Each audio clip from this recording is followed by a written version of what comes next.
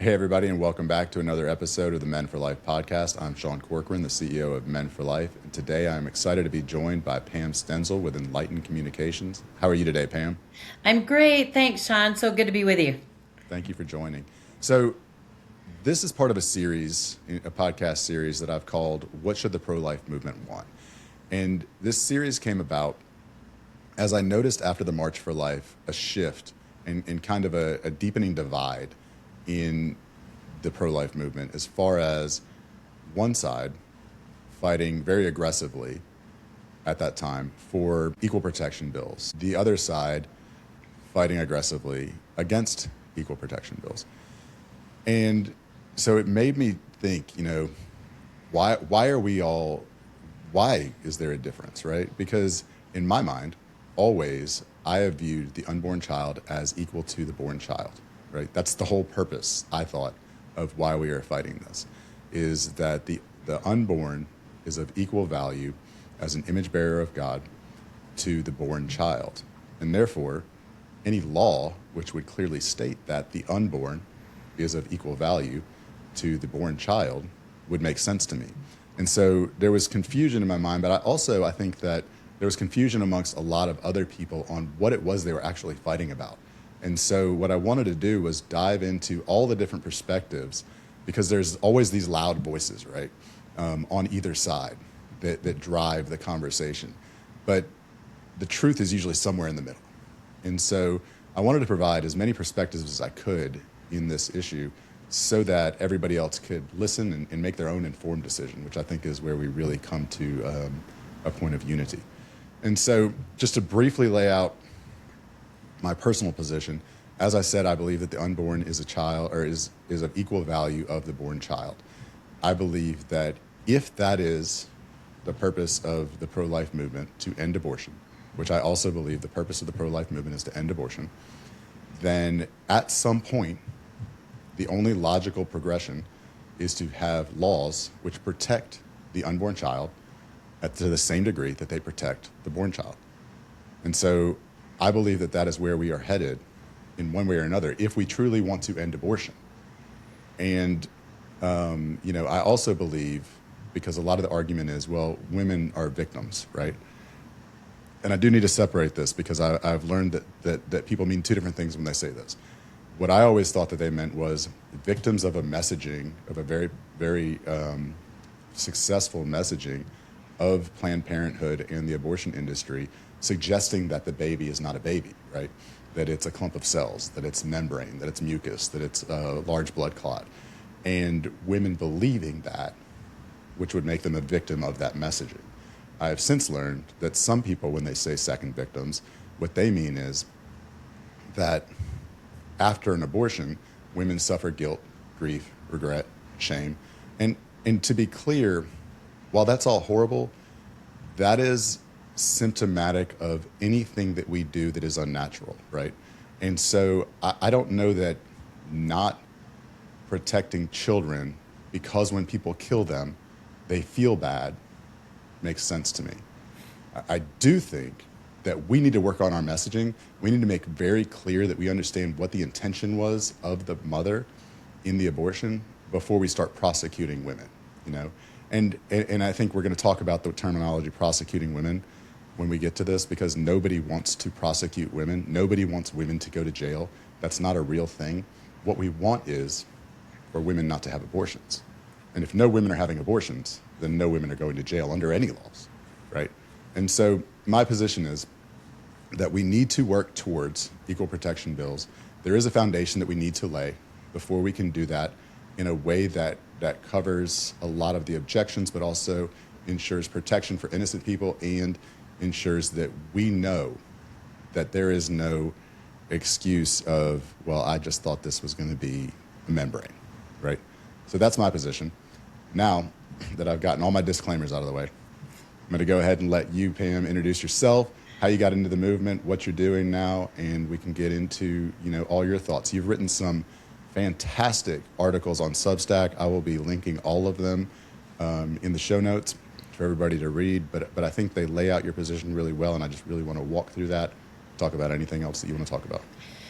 Yeah, well, Sean, this is probably a huge dear to my heart, and really the full reason I got involved in the pro-life movement in the first place was because 60 years ago a young 15-year-old became pregnant, had a lot of difficult choices to make as a 15-year-old. Not only was she a teenager, but I found out later she was in foster care at the time. So you can imagine in the 1960s to have a 15-year-old foster care child that ended up pregnant. She became pregnant because of rape. But she chose to give her child life and then to place that child with an adoptive family. And that child was me. I mean, my biological father is a rapist. I don't even know my ethnicity, but I don't believe that my life is worth less than yours just because of the way I was conceived. And I certainly don't believe that I deserve the death penalty for the crime of my biological father. And you know, I went away to college right after high school thinking maybe I wanted to work in ministry maybe, but I kind of thought I wanted to work in politics. Thought I'd make a good lobbyist for the pro-lifers back there in the early 80s. And then realized politics was no fun at all. And then while I was at Bible college, I was forced to do practical Christian ministry because you have to do that when you're at Moody Bible Institute. They kind of force you into it. And they assigned me to Awana, and I didn't want to do that. And so I went to the pregnancy center. My mom had been working at a pregnancy center in Grand Rapids, Michigan, imagine.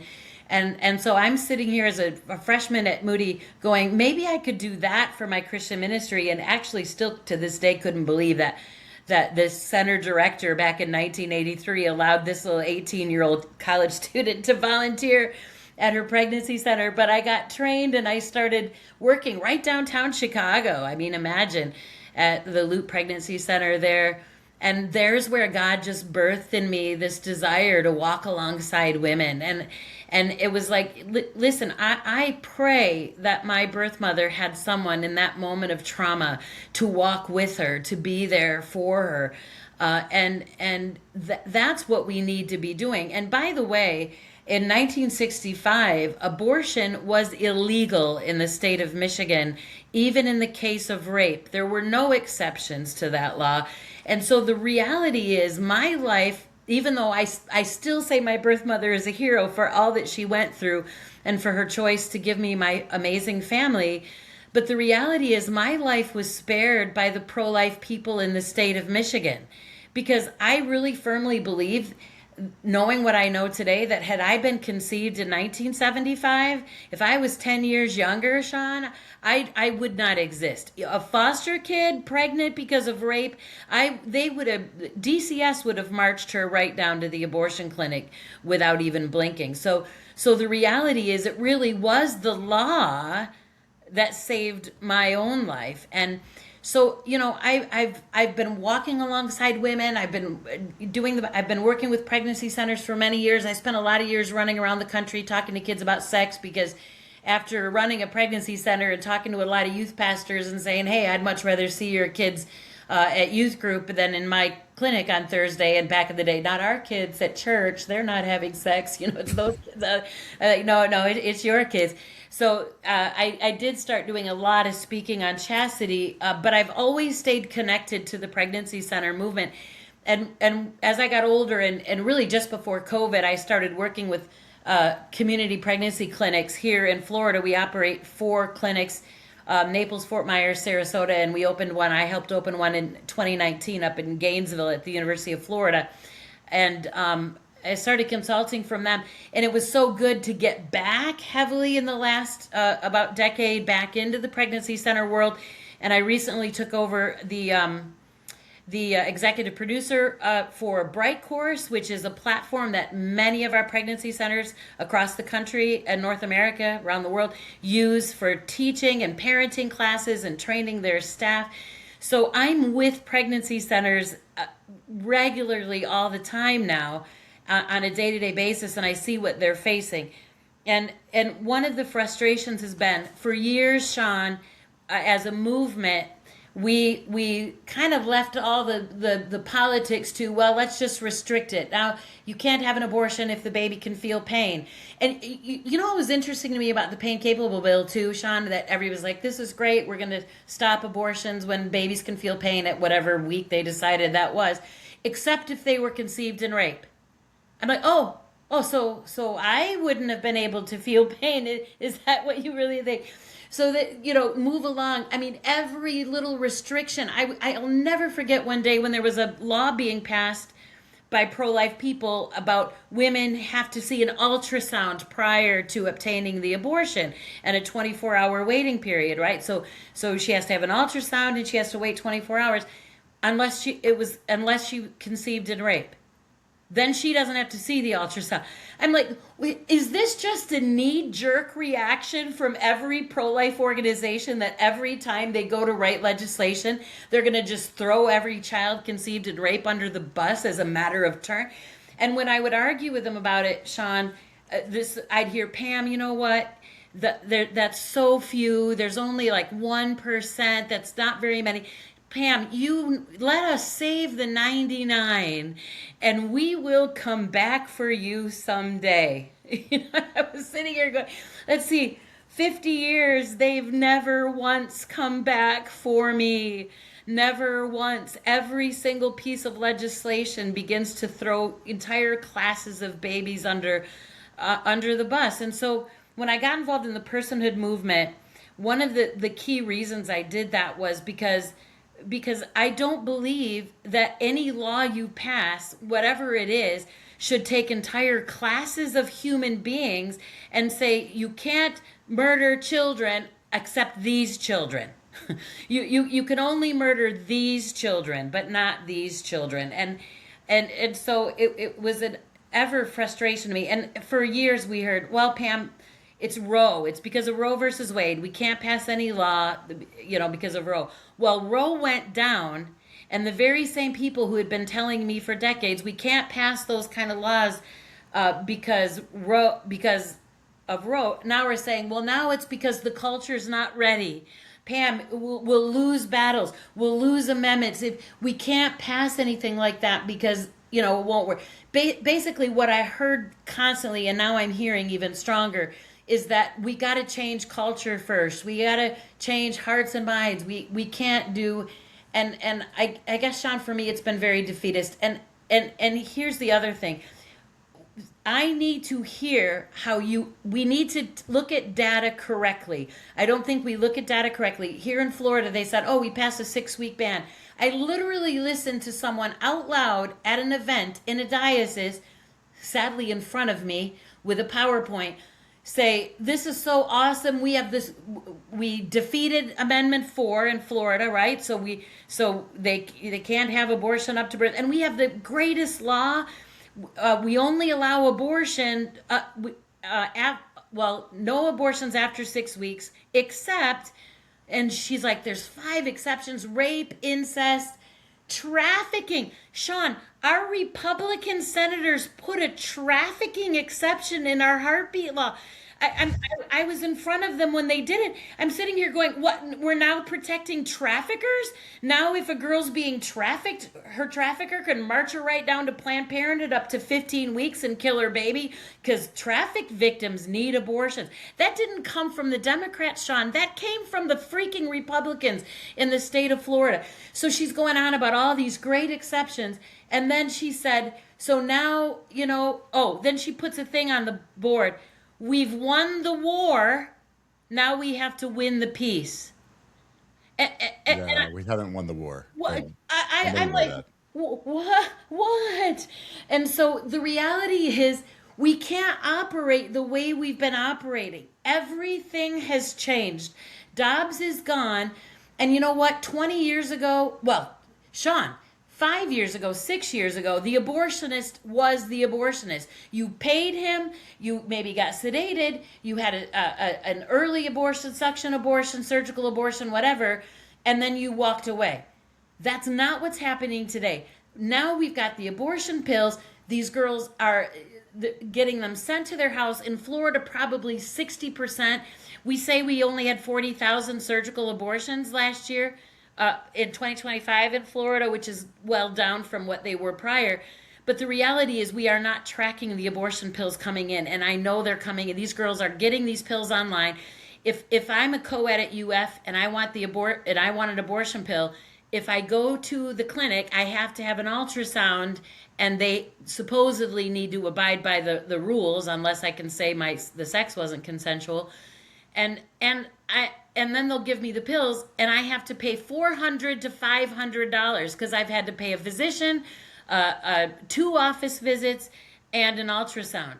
But I can order those same pills without ever seeing a doctor or leaving my dorm room for $5 mailed directly to my dorm. You tell me what those girls are going to do. They're going to take 2 appointments and pay $500, or they're going to go online and get the pills mailed directly to them. So the reality is, it's out of control. It's the Yeah, Wild West. and I think just to your point, we're talking about today in a culture where people don't even drive to pick up their food anymore, right? Like, Exactly. we're getting our food delivered to our house, our groceries delivered to our house, anything we want from Amazon delivered to our house. Of course, we live in this era of convenience where we do things without ever having left our house from our computers. And so of course they're going to choose, even if the cost was the same, like it's a big deal for a student where the cost is that dramatically different. But even if the cost were the same as it is for groceries, as it is for restaurants, right? We pay a little bit more for the Right. convenience of not having to leave. And Yeah. so it's a really important point that you make that yes, like they're going to order them, and more importantly, or just as importantly, is they don't really know what they're getting. You No, know, they're 100%. It is absolutely horrific, and I think most of the movement recognizes that now, Sean. I think they do, but then when we start talking about these kinds of issues, it's like they lose their ever loving mind, and they go back to 1978, where women weren't told the truth and were lied to, and had never seen an ultrasound, and paid some money cash, and went in and weren't even a part of it. These girls today are picking up their babies off the shower floor. I had one little co-ed come into our pregnancy clinic with her little 9-week or 8 or 9 week old baby wrapped in a little paper towel. She was devastated. She was bleeding so hard and hemorrhaging so bad. The only way she could get rid of the pain, what she felt, and deal with the blood, was to go into the shower. And then she delivered her baby on the shower floor, and it was too big to go through the shower drain. So she had to reach down and pick it up, and she said, I could not bring myself to flush it down the toilet, and I didn't know what else to do, so I came to you. And Sean, listen, this concept that women aren't going to come to us, the first reality is a lot of the very abortion determined minded women are not coming to us now. And I can prove that to you. And any pregnancy center director that would say otherwise isn't living in the real world. They're not coming to us now in huge numbers. If they were coming to us now, we wouldn't have 1.6 million abortions going on that we can actually talk about. And the reality is, a lot of those women, even if they have an abortion, if we've loved them well, if they did come to see us, will come to us after, knowing very well that we did not approve nor support her decision to abort her child. That did not keep them come back to us with their pain and their suffering when they realized, I really made a big mistake. And so this concept I keep hearing from people, well, if abortion were illegal, then women aren't going to come to it. I don't see that in any real universe. That's a ridiculous statement. I almost feel like if we're going to look at this logically, and objectively, and remove the emotion from it, okay, if abortion were illegal, then women who otherwise would have had to order the abortion pill online, and let's just remove that as an option, right? Yeah, they can't. Yeah. Then are going to go to the pregnancy center because they have nowhere else to turn, right? It's almost it's a false narrative to suggest that they're not going to come. They're not going to come to tell you that they're going to have an abortion, but now they're not going to have abortions. Right. And so they're going to come to you for help on parenting, on pregnancy, on, all of the things that the pregnancy center movement does. And I does say well. pregnancy center movement because I really do think, as we get into this conversation, that there's this separation between where the heart is, right? For many people, where the heart is in pregnancy center movement, to serve women, to serve moms, to serve, with compassion. I say all the time, if men had taken the charge from the beginning of the pro-life movement, there would be no pregnancy center movement, right? Because that's not where we think. Like we do not have naturally, as a whole, that compassionate, hey, let's make sure mom's okay, right? And so thank God for the women who are running the pro-life movement for so long, that they had the foresight and the compassion to do this. But there is a separating factor between we're serving mom and we want to end abortion, right? Those are two separate things, and I think your articles get into that really well because they're not opposing things, right? Nope. They're two separate things that can work together, and I think that they would work together. Yeah, I don't they have to. So here's the thing. I'll give you an example. Because Florida passed a 6-week ban, all of a sudden, and anyone who works in pregnancy centers, we have about 170, 180 pregnancy centers operating in Florida right now, way more than the abortion clinics, by the way. There's 180 of us out here, offering help, reaching out, being willing to help these women. And what happened after the 6-week went into effect in May of 2024, is what we got were women who were absolutely panicked and felt like they had to rush to make that decision. They wouldn't wait. They wouldn't wait on the ultrasound. They wouldn't wait. They're like, I just want to know I'm pregnant. If I am, I'm going to get these pills right now. The industry's telling them, the abortion industry saying, just don't even worry about mailing. Get them, buy them right now, put them on your shelf, just in case. That's the messaging they're getting. And one of the things, a very specific client said this in our clinics one day, and I went, that's exactly right. She said, if I do the ultrasound and I'm more than 6 weeks, then I probably won't have the abortion because it's illegal. And then I really would be killing a baby. But if I can get these pills sooner and do the abortion before the 6 weeks, then it's not really a baby. And then I'm not really taking the life of a child.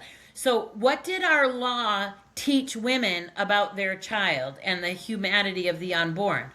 We taught them that it's okay before 12 weeks. It's okay before 6 weeks. We taught them that there is a time when it's perfectly acceptable to take the life of your child in any way possible. But past this certain time, then it's not okay. And I don't really think that's what we meant. I mean, one of the things we have to do in the pregnancy center, because getting an ultrasound earlier than 6 weeks is very, very difficult. It can be done. We can get heartbeats as early as 5 weeks, maybe 2 days, with a good vaginal probe and a vaginal ultrasound. But the problem is it's very difficult. And if she presents to us at about 4 weeks LMP, it's like we can do an ultrasound, but what does LMP mean? That means last menstrual period. So Okay. That's the first question our nurses are going to ask. When was the first day of your last period? And that's how we kind of get a gauge of how far along she is. But the only way to determine that for sure is by doing that ultrasound. So if we're doing early ultrasounds, which most pregnancy centers weren't doing and their protocol wouldn't allow it, but if we even start doing it, one of the things we've had to teach our nurse sonographers to do, because she's not going to see as much on, it's very difficult to get a good visual of that baby at 4 weeks, where you get a much better visual beyond 6 weeks, is we say, hey, you know what, just get on your phones, because these kids live here, and this is the gospel truth, whatever shows up on their phone. And just Google what's going on at 4 weeks LMP with my baby. And she's going to get bump.com. She's not going to get the pro-life site at all. She's going to get the general.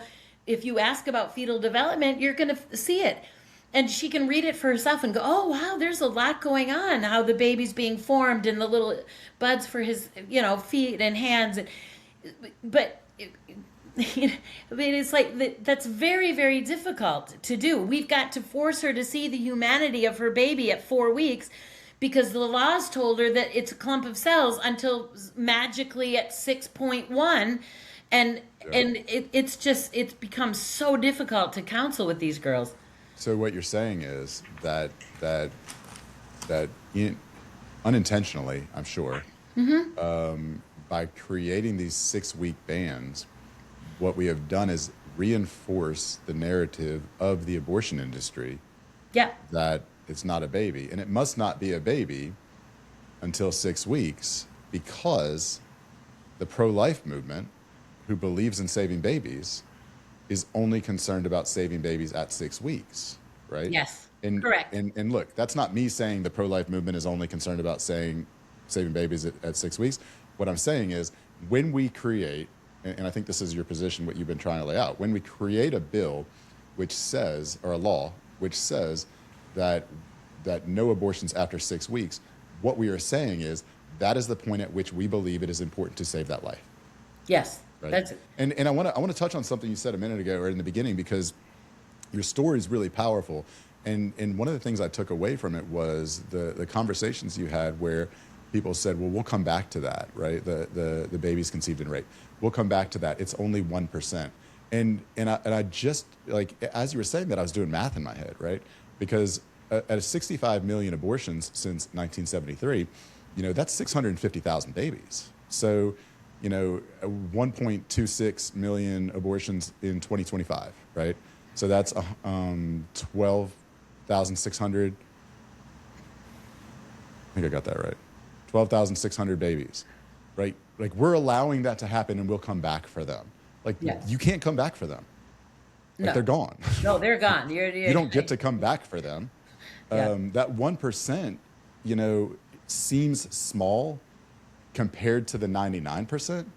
But when we have over 1 million abortions a year, that 1% is a huge number.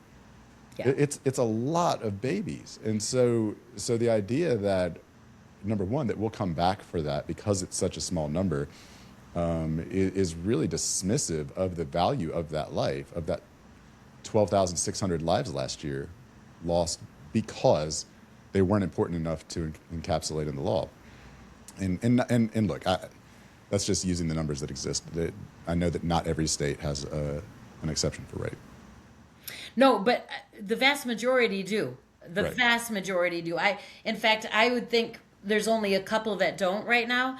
And the reality is that that's been a standard thing that we've been trying to create law for a lot of years, since 73 in some, and actually the decision, the Roe v. Wade decision was based on a lie, because Norma McCorvey, Jane Roe, claimed to have been gang raped, because they knew in 1973 the only way they could get sympathy for abortion in 1973 was to claim that she was gang raped, because of course you wouldn't force a woman who was gang raped to go through with her pregnancy. And it was all a lie. It wasn't even true. So the whole premise of Roe was based on the rape lie. And then we just continue to perpetuate that forever. And Sean, that's why that the pro-life movement and the average person who's not very involved on just kind of hearing about it here or there, sit in the pew of their church and have someone say you should vote for pro-life or whatever, they automatically will knee-jerk say, well, yeah, I'm against abortion except for rape. I mean, it's like a knee-jerk reaction, and it's been devastating. It's done the opposite of what we needed to do. It basically says we believe that children conceived in rape do not have the same value as other children. Right. And the reality is, I mean, I've told people for years, I said, abortion in the case of rape kills an innocent child, let's be honest, and damages the women. I mean, if you want to talk to, did that abortion help that traffic victim? Is she now freer now because her trafficker was able to run her down to Planned Parenthood and get that abortion? No, you've damaged the woman. The only person you helped in this situation is the rapist, the trafficker. That's the only person who got any relief with your law. Right. And so what I'm telling you is it's very difficult to listen to what the pro-life movement who has created these laws that have done nothing to end abortion, have not even curbed abortion, to be really honest with you. And right now we're seeing it far more than we've ever had. And I'm sitting here going, what's your plan here? Absolutely nothing you've done has worked. Can we just own that? So what is your plan? How are we actually going to protect unborn children and spare these women and men, Sean, from the devastation of having to live with an abortion? You don't do it the way we're doing it. I mean, if we could all just be honest that it's not working, can we just be honest? And then let's talk about what would work. How do we go forward? But what you've been doing is doing the opposite of what you thought you were doing. Yeah, and to the point of that you made that it's not working. You pointed out something really interesting regarding the numbers in Florida. I think it was 40,000. I think that the article maybe said 40,000 lives have been saved because of these bills, and you had a response to that. Can you share Yeah, that like response? where are the babies? Show Right. me the 40,000. They're not there. Ask any pregnancy center, how has it been since the law went into effect? Are you saving more babies? Are you seeing more women? Are more women coming to you because they're beyond the 6 weeks and abortion was illegal, so now they're going to choose to carry? Where's the birth rate? Our birth rate should have raised, Sean. We should see at least a tiny little bump in our birth rate. That's not happening. And the reality is most of the pregnancy centers, if they'll be honest with you, are saying we aren't seeing the abortion minded, that abortion determined girl is far harder to reach. She's so hard to get to, and much harder than she was prior to the law. And so again, we have to be honest about that. So if we're going to go out and tell the average person, the average pro-life person that goes to church every week, and we're just like, yay for us, we said no to 4 and we passed this law, and we've saved 40,000 babies. Does anybody want to ask? Really? Did you?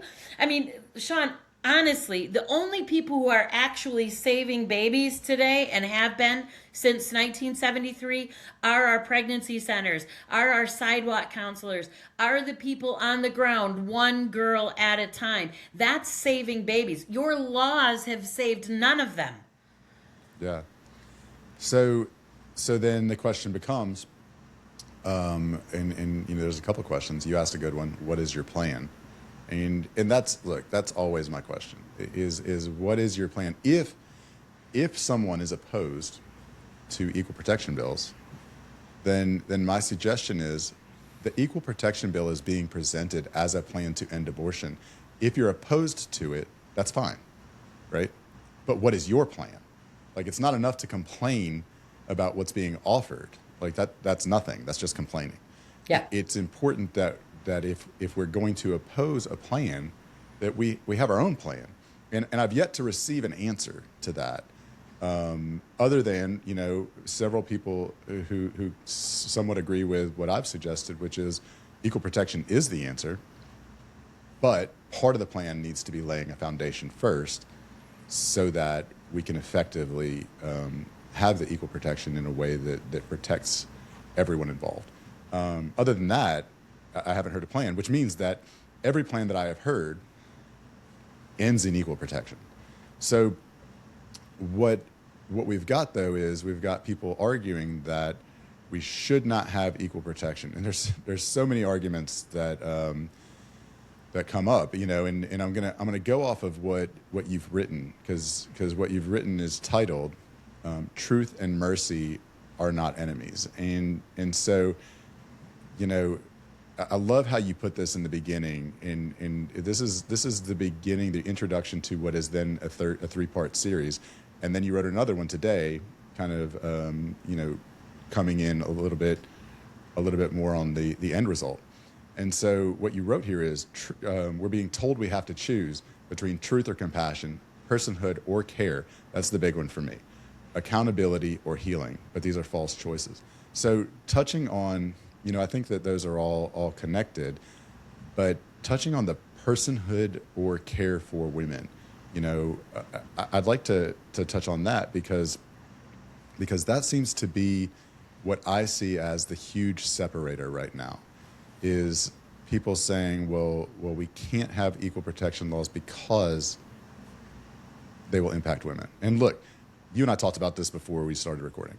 There has been some unfortunate language narratives used in the promotion of these bills by the people who are promoting these bills, right? Yeah. The term criminalization of women, which literally means nothing, like Yeah. that would mean making women illegal. Okay. Yeah. So what they actually mean is criminalizing women. I mean, said it again. What they actually mean is criminalizing abortion such that a woman who had an abortion would be prosecuted, right? And so the prosecution of women would be the correct term. But even that is really unfortunate that's become this entire dialogue, because that's the dialogue, the narrative of Planned Parenthood. You just want to prosecute women. And as I said in the beginning, like nobody wants to prosecute women. Like we just want people to stop killing their babies. That's it. Yep. Look, and I said this earlier today in a different conversation. Like, I don't want to prosecute child molesters because that means that a child was molested, right? Right. Like, if someone molests a child, they should absolutely be prosecuted. But the laws to prosecute them aren't in the hope that children will be molested and therefore people will be prosecuted. And that is the logic that is being suggested whenever we say that you want to prosecute women, because that would mean that we want the babies to be killed in order to be able to prosecute the women. And it's nonsensical, right? No. It just doesn't make sense. No. Nobody wants to prosecute women. But I've gone on too long.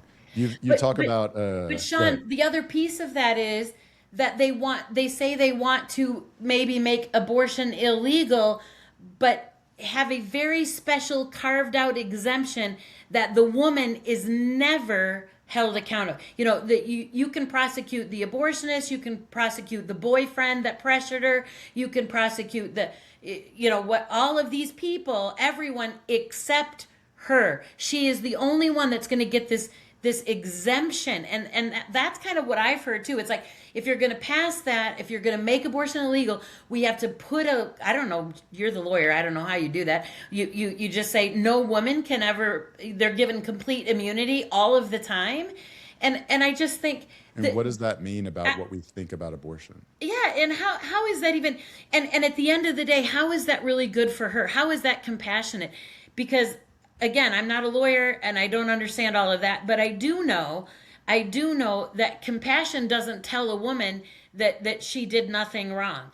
And I do know from having worked in healing with women who, and I personally am not a post-abortive woman, but I've been around a lot of them. I know a lot of them are my friends. Most of them will tell you the healing came when I finally admitted what I had actually done, that I had taken the life of my child. And if you can't come to that place where you admit that, where is your healing and forgiveness and redemption? If we sit here and say God's grace, Jesus' death on the cross is enough to cover any sin, even the sin of taking the life of your own child, then why are we so afraid to say in our law that taking the life of your child is always wrong? And it makes no sense to me. And we have women now who are the abortionists. How do you carve them out? We have a woman in Georgia who took 2,000 milligrams of misoprostol. Yeah. And yes, she took oxycodone too. It is not done. There are a lot of women who are pregnant who take street drugs that shouldn't be. But the reality is she took misoprostol to force that baby to be delivered. The baby didn't live for very long, but was born breathing. And out of her mouth, she admitted, I know what I did. I did this. Intended the child to die. She said that with her own mouth. And yet we've got the pro-life movement going, she's a victim? What? Yeah. How are you ever going to get any of this to stop if she's never held accountable? Right. No, I think that the fear that the pro-life movement has of the abortion industry is unfortunate, because, I'll use the Bible here. If we look to how should we be inspired in this fight, right? Planned Parenthood has a budget of I think $1.5 billion, right? And the pregnancy centers have budgets, anywhere from 100,000 to a couple million, but nowhere near $1.5 billion. And so, it truly is, and that's just Planned Parenthood. Like, Planned Parenthood isn't the only abortionist, That's right? exactly And right. so it truly is a David and Goliath event, and David did not go out and say, "Holy crap, you are big. I don't know if this is something that I want to get into," because he knew walking out there, and he knew before he walked out there, it had nothing to do with him, right? He Right. walked out there and he knew he couldn't defeat the Goliath on his own.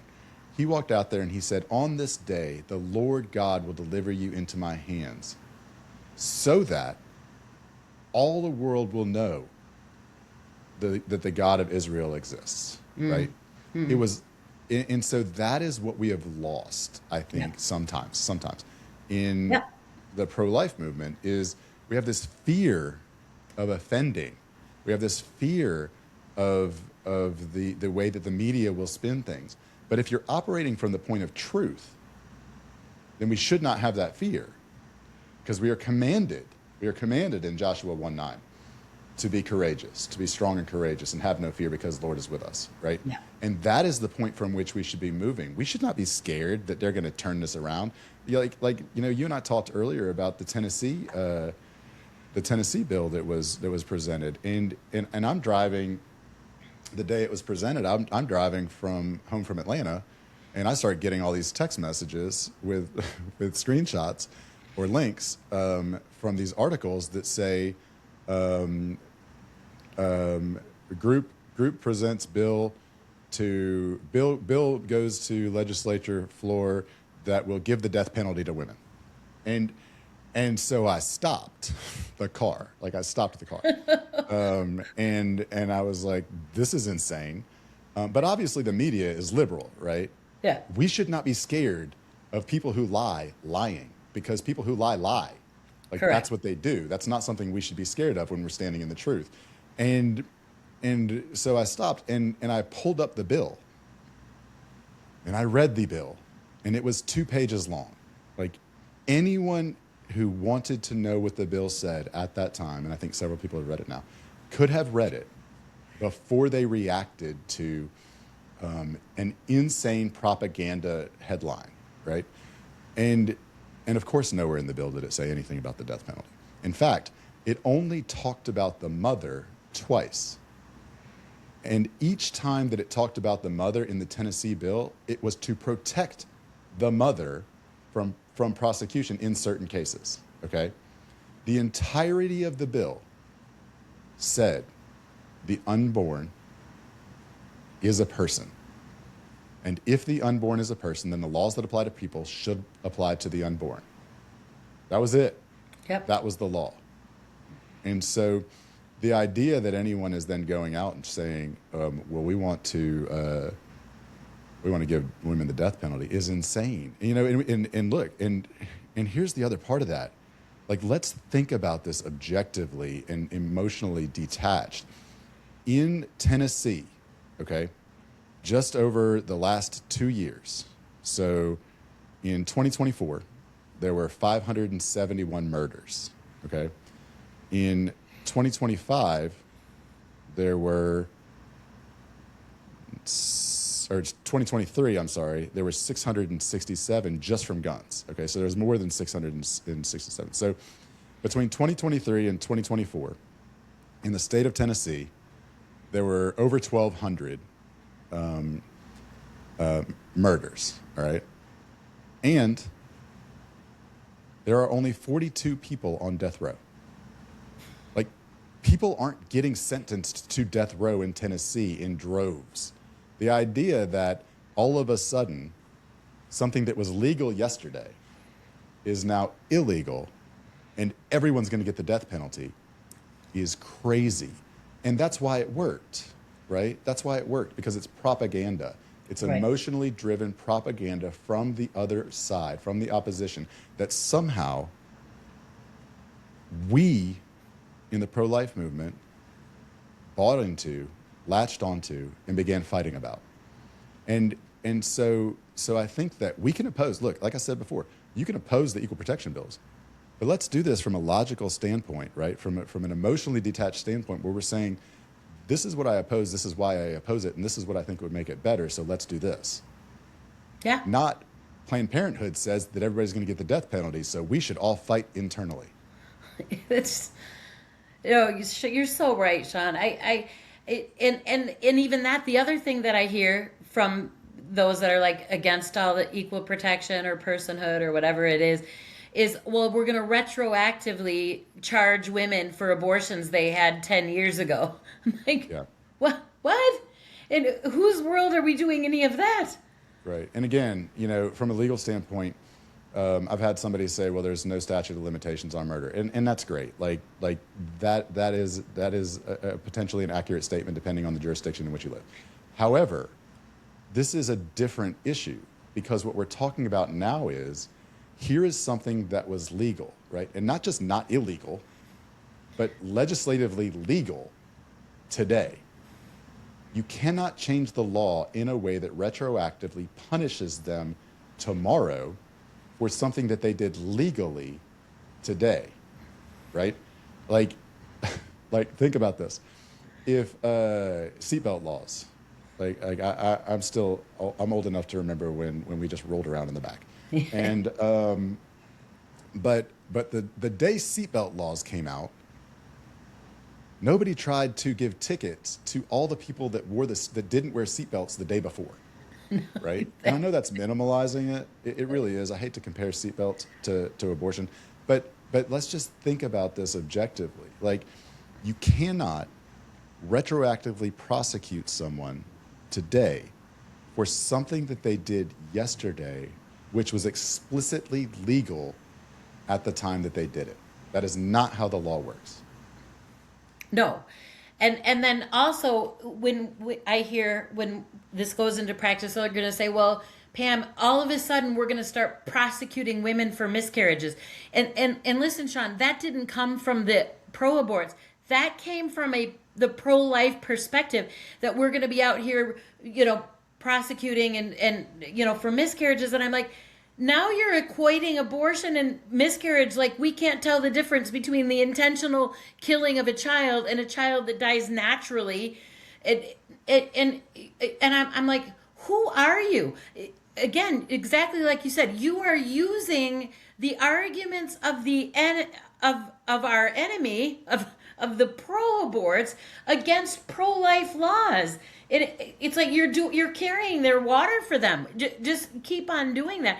It's like you're going to blur this line between abortion and miscarriage, and so what? Georgia doesn't have the right to go after a woman who purposefully at 22 to 24 weeks, whatever they determined that was, literally took 2,000 milligrams of misoprostol that she had ordered and sat on her shelf for 2 months and waited till baby was 22 to take them, and delivered baby alive who died. Stuff you couldn't breathe. It's like, and said she did. I mean, owned it, said it with her lips what she did, but now we can't do anything about that. And I've been involved with Safe Haven and Safe Haven baby boxes for 10 years, and I counseled with women who were in crisis, who were considering Safe Haven surrender. I answered that hotline for almost a decade. And listen, the women who purposefully dump their child in a dumpster, drown them in the bathtub, throw them out of their 6th floor dorm window, we're all going, oh, that was wrong. She stuffed her baby in a garbage bag and put it in her dorm closet at University of Kentucky. It was completely wrong. But the very reasons that some of them did that, Sean, are the exact reasons women run to an abortion clinic at whatever point. They're scared. They don't know what to do. They don't want anybody to know. They're in panic. I mean, you can give all those excuses. But I still think we should say that drowning your newborn in a bathtub, or trying to flush them down the toilet, or throwing him in a dumpster, or leaving him in a porta potty is wrong. But in all of those cases, no matter how they were charged, Sean, not one of them got the death penalty. In fact, Yeah. Monica Kelsey just did a podcast with a young woman from Indiana who drowned her baby in the bathtub in her apartment, in her dorm, and she ended up being. I think she got 10 years for that act, and she served about 5, maybe 6 of those years, and she came out. And she came willing to talk to us and willing to talk to Monica. You could go to that podcast and see it. And do you know what happened? In that 6 years that she was in prison, she found Jesus. Her life is radically changed. She is a different human being. She fully owns and knows what she did was horribly, horribly wrong, that she had done that. And so my call to the pro-life movement, would Sean, have found redemption and found grace and found Jesus had she not spent 6 years in prison? I don't know. If we all said to her, hey, we feel bad for you, you were afraid, you didn't know what to do, I know it's Don't really worry about scary.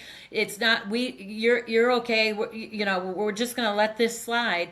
There isn't, no, that doesn't fly. And so, again, I have to go back to the movement and say, is the mother at risk if she forced delivery with misoprostol at 25 weeks, but not at 10 weeks? Is it 15 weeks? Where's your line at which you are going to hold this woman accountable for the drugs she took to intentionally kill her child? And then why, right? Why is the baby at 25 weeks worth you holding her accountable, but the baby at 10 weeks, at 6 weeks, is not? And that's a question that I want answered, right? Why? Yep. Why is that the deciding factor? Why is that timeline, important? Because I'm out here every day arguing that life begins at conception. Yep. Not because I believe life begins at conception, but because science has proven that life begins at conception. And if life begins at conception, and if God has formed us in the womb, then at the point of conception, we are image bearers of God. And look, I know you don't have to have faith to be pro-life, but my morals are formulated by my faith. And we go all the way to the incarnation, of Jesus Christ, fully God, fully human, from the moment of conception. John leaping in his mother's womb whenever pregnant Mary approaches, right? And that is all it took. The incarnation, the understanding that Jesus was fully human, fully God from the moment of conception, for early Christians to write in the Didache, right? In one of the earliest Christian catechisms, that abortion is murder and people who commit abortion are treated as murderers. Like, this is in the 1st century, right? Yeah. And then in the 4th century, for early Christians to fight the Arian heresy, which said that the incarnation wasn't real, and to say, hey, babies have value from the point of conception, and do all of these things, take real action to the point where the Roman emperors passed the first laws against abortion in the 4th century, right? And here we are with science. Yeah. Like, here we are today where we can absolutely prove that life begins at conception, that human life begins at conception. And we are arguing about at which point we are willing to protect that life. And I think that look, I don't want to come down too hard on the pro-life movement, because if any babies have been saved because of these laws, then that's a win, right? However, here we are today. And as we stand here today, what is the next step? And is the next step going to end abortion? And if we are not fighting to end abortion, then what are we fighting for, is my question. And so back to these great articles that you wrote, jumping into you outline three different points that you want to address, right? And those 3 points are, number 1, why is personhood not the enemy of compassion? Number 2, why the front lines of abortion have radically changed. And number 3, why is real healing impossible without truth? And so getting to that first one, equal protection is not the enemy of compassion. Tell me about that. Well, declaring that the child is a child made in the image of God, as you just described, from the moment of conception, and has infinite value and infinite worth, um, is we have to do that. That's truth. So if you don't do that, if you deny the personhood and the value of children, then you can play the game that we're playing. Well, they're not 6 weeks, or maybe it's 15 weeks, or maybe it's all the IVF babies. It doesn't matter. They're all frozen, or we just discard them if they're not perfect. I mean, all sorts of horrific things can happen under the name of it's not really a person. So if you're going to claim that this is a human being and it has value, then you have to be consistent in the law to state that. And anything in your law that would treat an unborn child as less than, at whatever stage, as less than any other child, then you're denying personhood. So it's a problem right from the beginning. And that leads us to the second point that you said, if I get it to, so I do it in order, was it's not about compassion, right? It's not, or somehow we're not having compassion. Equal protection is not the enemy of compassion. Was the correct? Basically, and we already kind of outlined this, that advocating for personhood is not the same as advocating for prosecution of women. So correct. That point. And that's not even what equal protection does, by the way. So, but I think the key point here is this: I can tell a woman in an unplanned pregnancy who's afraid and doesn't know what to do, I can tell her the truth about her unborn child. I remember back in the day when I first started counseling with women, she would say to me, well, Pam, I just don't want to be a mother, or I can't be a mother. That was her excuse. And it was loving to look at her and say this: no, you are a mother. The I don't want to or can't be happened before the conception took place, sweetheart. Right. So now the question isn't about whether or not you're a mother, because you are. It's the question is, are you going to be the mother of a living child or a dead one? That's what we're talking about here. And some people would say, "Oh, Pam, that's not compassionate. That's not loving to her." How is not telling her the truth about her baby and what abortion is, and the fact that it's taking the life of her own child, how is that not compassionate? Dare I tell you that telling people the truth, even about their own sin, is compassionate. And I think we've come to a cultural place, even in our faith communities, where we talk about the great grace of God, but we are unable to talk about the reality of sin. I used to tease people, say, back in the day, we used to have Amazing Grace, how sweet the sound that saved a wretch like me. I once was lost. No, we have a mediocre grace, how bland the sound that saved a slightly problematic person. I once got lost. I bought a GPS, didn't see very well, got laced. We can't look at the gravity of our sin. How does the cross of Christ mean anything if the gravity of your sin is not there? And how do we really help women compassionately if we're not willing to tell them that what she is doing is taking the life of her very own child? I don't understand. You know what I mean? And so and sadly, Sean, I think even some in the pregnancy center movement, which is the place, and the sidewalk advocates seem to get it better, I think, than our pregnancy center workers sometimes. But I think we've cared so much about tolerance and not offending people and what compassion would look like, that I kind of feel like there's some in my movement, and it just breaks my heart to say it, where they're like, you know what, Pam, if she's bound and determined to have an abortion, well, then, nothing I can do. And hopefully, she'll come later, maybe 10 years, 20 years later, Sean, she'll realize what she did, and maybe then she'll repent. I am not okay with that. I believe we need to go out there and reach her, whether it's the sidewalk, whether it's on our nurse chat line, whether it's we need to actively seek that. It's not acceptable to me that we're only seeing probably less than 20% of abortion-determined women in our pregnancy centers. We've got to actively ask, how do I reach her first? How do I get her before the abortion industry gets to her? And then when I do get her, can I tell her the truth? And it's not unloving to speak the truth. Speak the truth in love. Always tell the truth. And you know what? You don't know what's going to change her heart. Maybe that one statement when that woman called in and said, "I can't have this baby. I don't want to be a mother. I can't be a mother." No, no, no, sweetheart. You are a mother. You are a mother. Let me just speak some truth to you. You know, maybe that will be what it took to just convict her for a minute and stop her in her tracks and actually begin to think about what she's actually trying to choose. And so if we're not willing to go there, as especially as pregnancy center movement, especially as those of us who are on the ground every day dealing with these women, if we're not willing to speak the truth because we don't think it's compassionate, we've lost. And there's no biblical standard for that. None at all. Compassion and love speaks the truth. It does it in love. It does it with compassion. It listens. It does all of those things, but it does not lie. Yeah.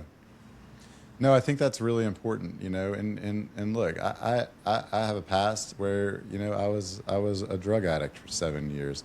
And look, you want to talk about compassion? Like my parents, like they wouldn't they wouldn't tell me in the beginning that there was something wrong. They would bail me out anytime that I needed to be bailed out. They wouldn't ask me what was causing the situations that I needed to be bailed out from. They loved me, and they didn't want me to suffer, and that's why they would bail me out, right? Because of compassion. And it wasn't until they said no more. We refuse to bail you out. We refuse to acknowledge these lies. We refuse to accept what you are trying to do to your life, to everyone else's life. This is not acceptable behavior, and we will not be a part of it, right? That is the point at which I was able to begin the process of no longer having anything else to do, right? Nowhere else to go. And because of that, like anytime anybody asks, what is the turning point that allowed you to get out of that? It's when my dad said, "You're not welcome here anymore." When my dad said, "We are setting boundaries to protect me, to protect your mom, to protect your siblings. Like, you can't come here," and just stopped talking to me. And my dad's amazing. Like, my dad is my biggest supporter in life. He's the biggest supporter of Men for Life. He has done more for the pro-life movement than any layperson I know. Like he is like, that was the smartest thing he ever could have done, and the most loving thing he ever could have done was to say, "I will not enable this behavior anymore because this behavior is not the right thing." Right. And it's destroying you. It was your pig slap moment, Sean. And that's biblical. And we want naturally, especially moms. I'm so proud of your dad, because usually dads are better at that.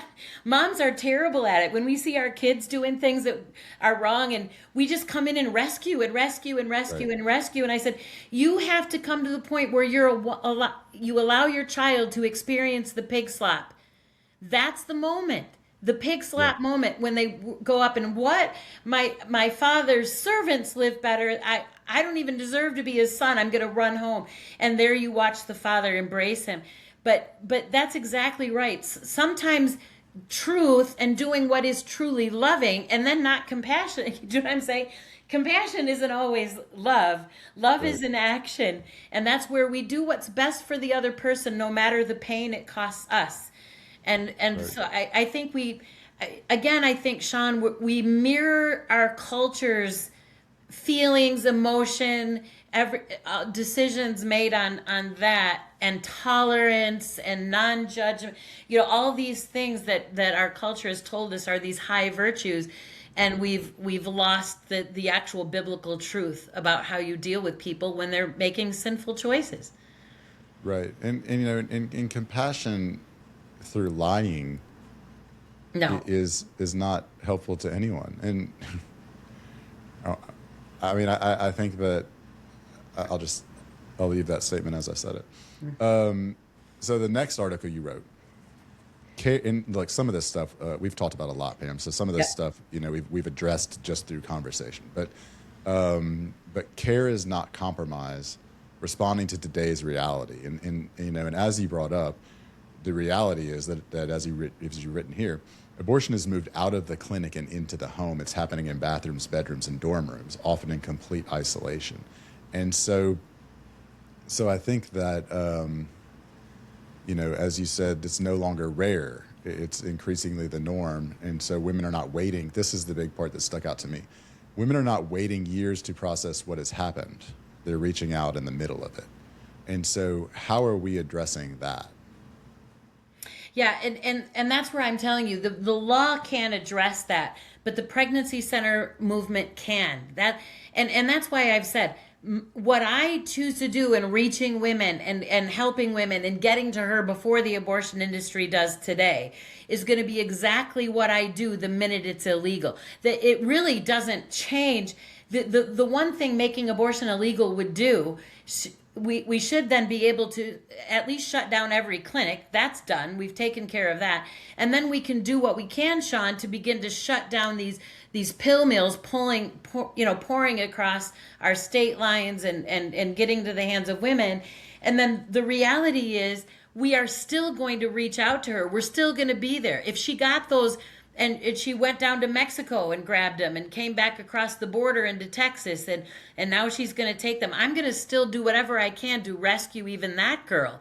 We're not going to stop ministering to girls. So the reality is, on the pregnancy center world side, we have to just keep doing what we've been doing regardless of what the law says. I firmly believe that if we made abortion illegal and we could immediately shut down the clinics and all of those things, and then work on the pill distribution and all of that we are going to see greatly reduced. I know a lot of women who wouldn't do it because it's illegal, and then we're going to be able to minister to her and get her the help that she needs, and then the women that still do. Women will always. Illegal things happen. Making something illegal doesn't mean it'll never ever happen. But what it does is it allows us to step in and continue to work with her and to continue to love her. You using drugs was illegal, I think, right? Yes. And so it so didn't. So was everything else I was doing at that time. Right. So just because if we just legalized it, so you wouldn't have the pain of, you know what I mean? Right. People do things that are illegal, and we can reach out to them with love and support and help them stop and help them get healing and all of those things. Those are all important. So I have a feeling it's like some of those of us, it's like, are you really afraid that if we made abortion illegal, that you wouldn't have anything to do? I mean, maybe the sidewalk counselors who spend their time outside abortion clinics, if we made it illegal and the abortion clinics ceased to exist, their ministry would have to move because, it's unnecessary to stand outside of that clinic. But are we still going to be... Look, the sidewalk counselors are cheering when the abortion clinics close. Like they want them closed. So I'm not worried about whether or not they're concerned that they're going to have somewhere to go. I mean, I get what you're saying. Is that who else, right? That's the thing is, who else does it affect? Right. For those of us in this side of the movement, not the policy side, not the law, not any of that. Those of us who are day to day working with this on the ground, our job will not change. It will most likely just get bigger, right? We'll have to do more. But the people whose primary job is policy, I don't know, Sean, maybe they'll be out some maybe we could take all those millions of dollars we're spending on lobbying and trying to do that. Maybe we could use that money and actually help women with it. That might be a shocking concept. I mean, I do think that you make a good point even through your cynicism. I think that is that I don't believe that anyone in the pro-life movement is purposefully attempting to continue and draw this out so that they can keep a job. I think that everyone in the pro-life movement in any ministry has the ability to shift the type of work that they are doing, to shift their focus to remain consistent with their mission in pro-life, and to shift their focus to greater services, you know, and there may even be some of those services may be things that we haven't even begun to conceptualize yet because we haven't crossed that barrier. Right. But I think that there will always be work to be done to serve. And that's what the pregnancy center movement is about, man. The pregnancy center movement serves women, Yep. serves men, serves babies. You know, save those babies one at a time. It's amazing, and I think that that they will continue.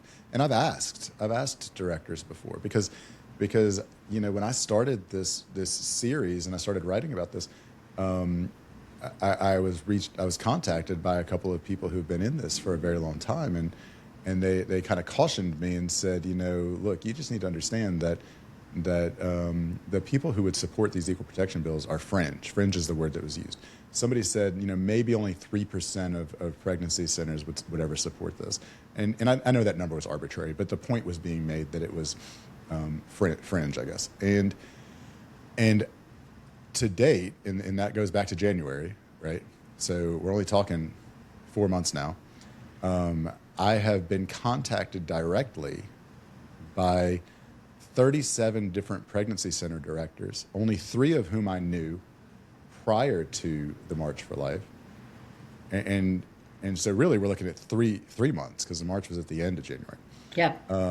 So only 3 of whom I knew prior to the March who all say or have said they do not believe that we will ever end abortion in any other way. Like they absolutely support equal protection bills. And I think that Abby Johnson coming out at the time that she did and speaking in the way that she did opened the door for people to be more comfortable, you know, because this is a very public figure who has a lot of respect. And if she's comfortable saying this, then I can say it. Comfortable saying things that they may not have been able to say or may not have been comfortable saying publicly before. But I generally ask them when they've reached out,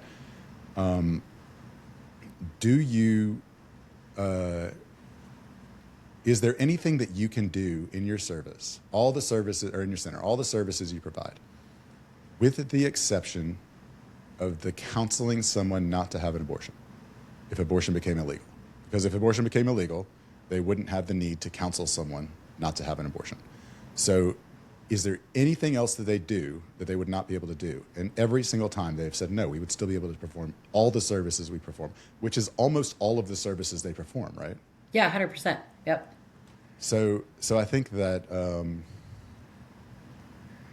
I think that the majority, or at least half, understands like where we need to go. I think it's tough when we're faced with, you just want to prosecute women, right? You just want to put women in jail. You just want to give women the death penalty. Yeah. And I think that what's funny is we're so used to the pro-abortion side saying crazy things, emotional pleas, and you know that Scott Klusendorf would be quick to say we don't fall for emotional pleas. We fall back on, you know, what is the syllogism? Abortion is the intentional killing of an innocent human being. I believe it's wrong to kill innocent human beings. Therefore, abortion is wrong, right? Like, we're so able to do that when we're talking to the opposition.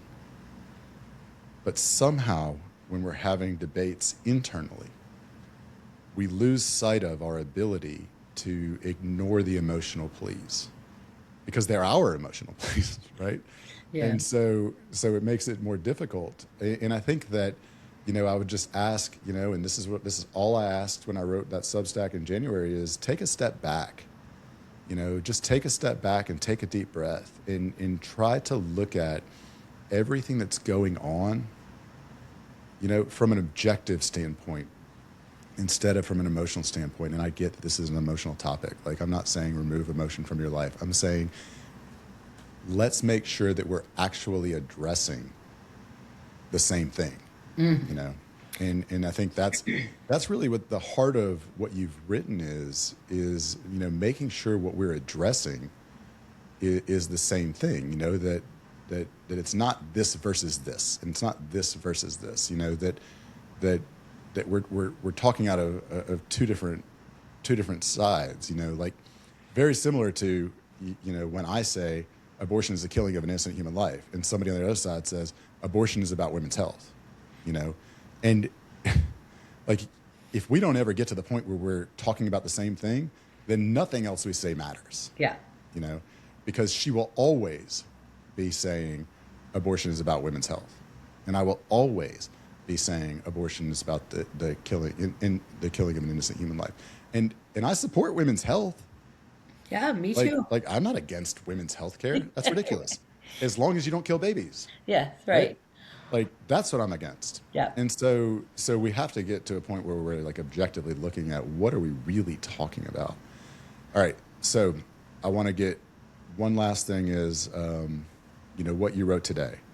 And what you wrote today is called, and again, a lot of this we've talked about, but I just think that the articles you've written, and I'm going to keep saying this because I want the people who are watching this to go read them, to find the links in the description and read them, because they're just written from an objective, logical, and reasoned way that makes sense, and so you might read it and not agree with it, and that's fine, because what's important is that we take the opportunity to learn and then to make our own decisions. But this is called Practicing Justice and Mercy, Why Equal Protection Matters for Pregnancy Help. And here's the question that you ask, that you suggest is at the front of this conversation, right? If we truly believe that life begins at fertilization, are we willing to protect, or are we willing to support equal protection for that life under the law?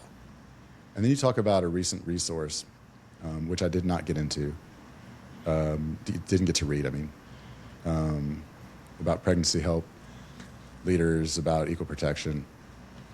You want to talk about that document? Well, yeah, the document actually came from the abolitionist side, but they just laid out why, their principle, much of what we've talked about, that biblically. So basically, I went through that document and I said, now I'm going to say why, from a pregnancy help perspective, why we should agree with the principles that were put forth in that document. So it would be similar, Sean, like if you looked at that equal protection bill that was written by Tennessee, and then why should, from a pregnancy help perspective, not from a lawyer, not from policy, none of that, just from my lens, which is actually on the ground every day working with women, what about that was right, and where's the struggle? And I think it goes back to just what you were just saying, that justice, the scripture says the blood of these innocents are crying out for justice. God sees every one of these little ones, even the ones that are flushed down our toilets and in our water systems. Our Heavenly Father sees that. And there is a cry for justice.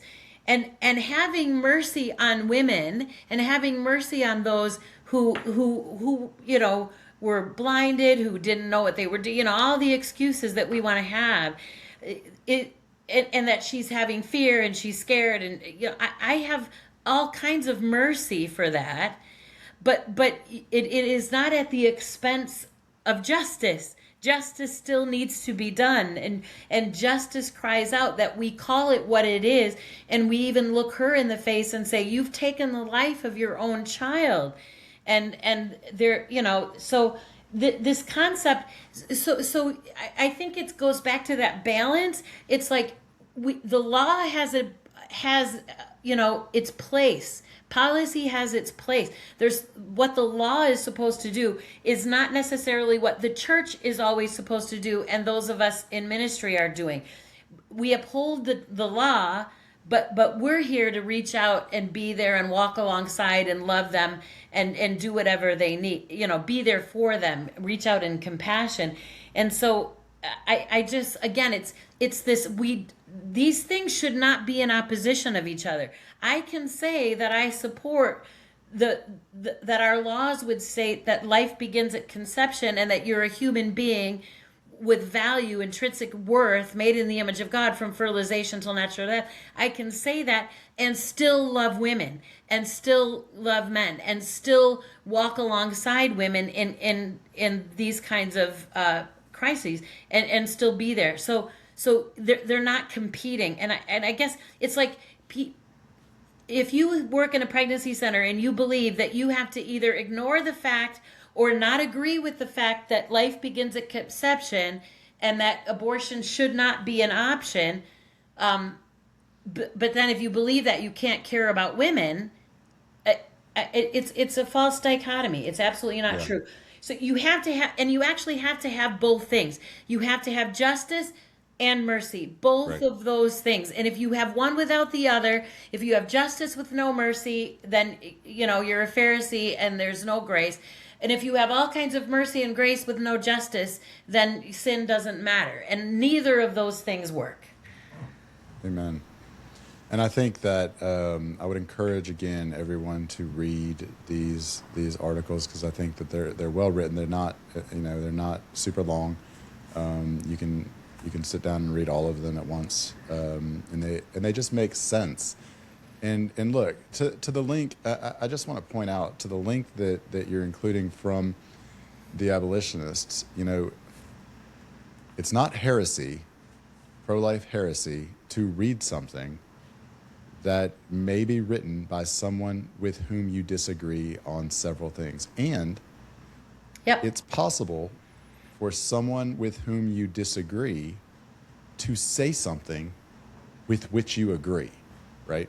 And so I say that because I can hear people saying, well, I'm not reading that. It came from the abolitionists. Well, that doesn't mean it's wrong. I haven't read it. It might be wrong. No. I'm not suggesting that Sean Corcoran's opinion of this document is that it's right, because I have not read this document. Right. What I'm saying is, just because someone with whom you disagree wrote it doesn't mean it's wrong.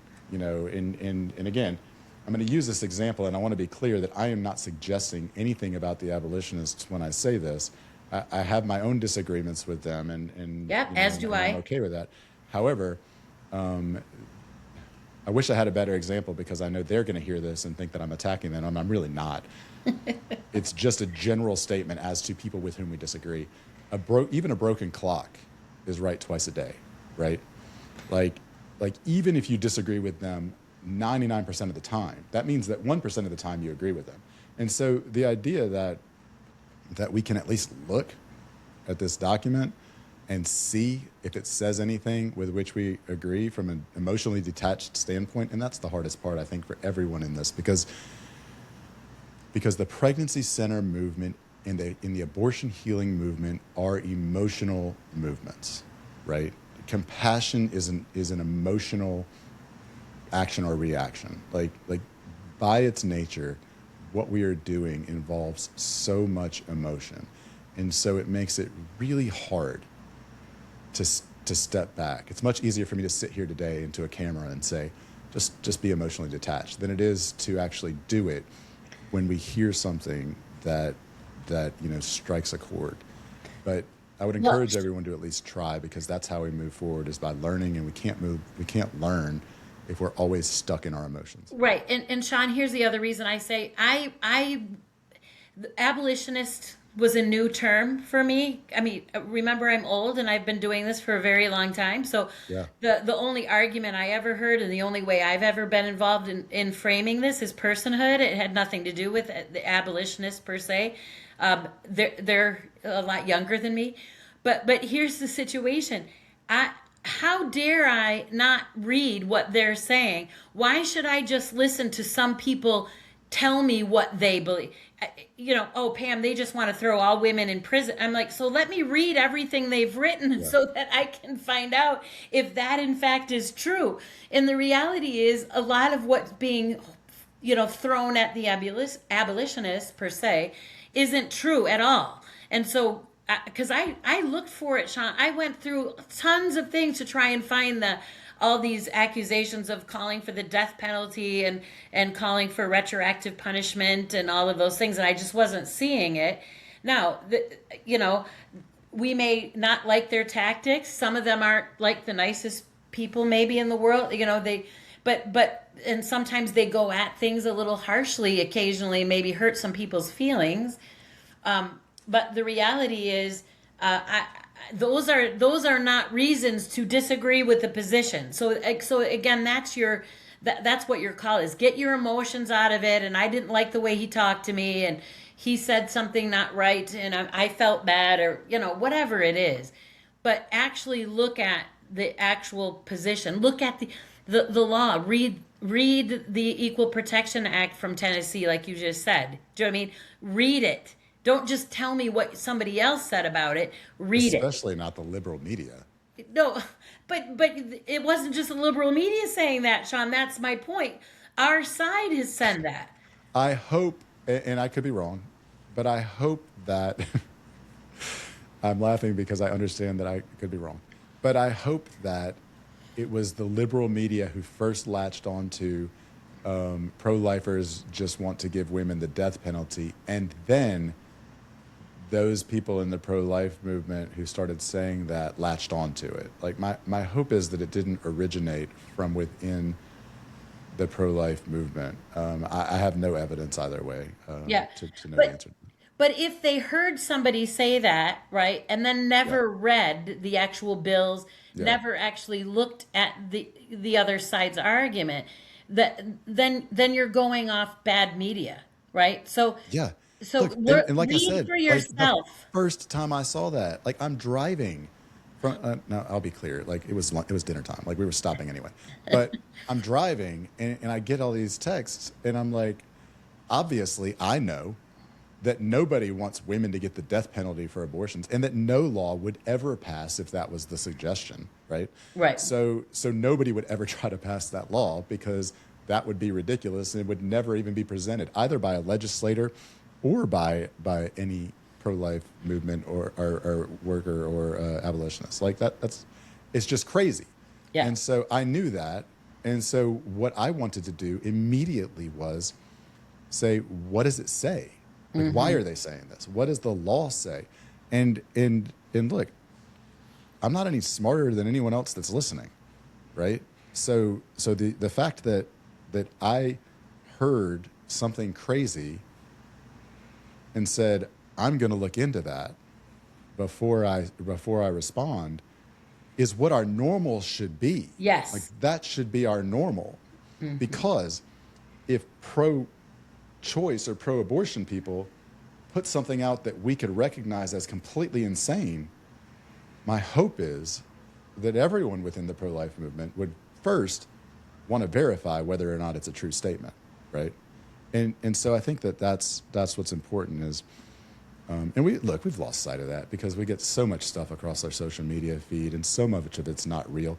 And because so much of it's not real, that is the reason that we should be more diligent about fact checking. Yes. And I think like we can all recognize that the media, whether it's Fox News, whether it's CNN, whether it's MSNBC, it's all biased. One way or the other, it's all biased, and there's always a spin. And so it's super important as we sit here today, and this isn't really the topic of today's conversation, but it is important as we talk about this Tennessee bill and the news articles that came out, and then the arguments that came out of it, and it's just really important today that we not take anything at face value without doing some research on our own. Yeah. And what ended up happening when people didn't do that, and I think this is really telling, and it gets to the heart of really what we're talking about, that we're arguing about two different things, is I saw a thread, against, it was all pro-life. 100% of the people in this thread, I think she was deleting people who were on the abortion side, and I think in the beginning post she said that she would delete people who were pro-abortion. So 100% of the people who were commenting in this were pro-life people, right? Railing against this bill, back and forth, how they will never support it, all this. Not one comment ever in that entire thread, hundreds and hundreds of comments, mentioned a baby. every single comment had to do with the mother.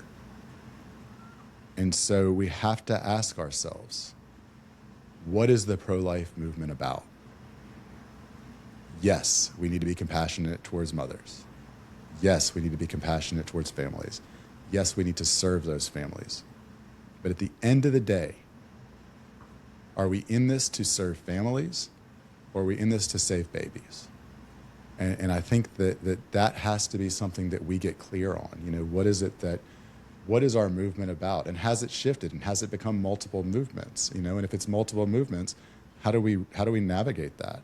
You know, without pretending that we're still in a movement to end abortion, when maybe our calling is to love mom, you know, and it's not to end abortion, you know, but in that case, let the people who are trying to end abortion do it.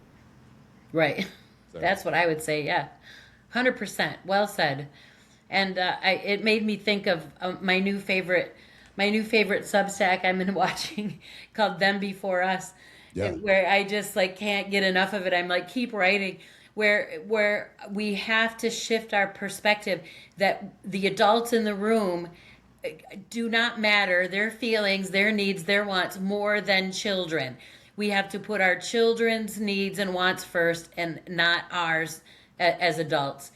We are speaking for those who don't have a voice. The mother, sadly, Sean, in this situation has a voice. Her baby does not. Yeah. At all. Not a voice at all. So the question begins, who is going to be the voice for the voiceless? Mom has a voice.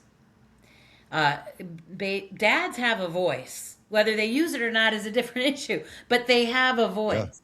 Yeah. That baby doesn't have a voice, and who's going to That's be right. that baby's voice? That's right. And I think that's the perfect way to close out. Who is going to be that baby's voice?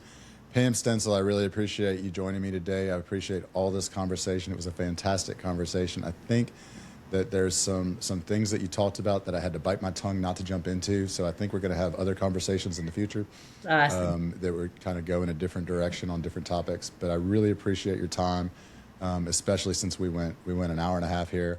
But I think every minute of it was full of passion, and it was a great conversation. So thank you so much for joining me, and I look forward to seeing you again soon. Oh, Sean, it was a privilege. Thanks for having me.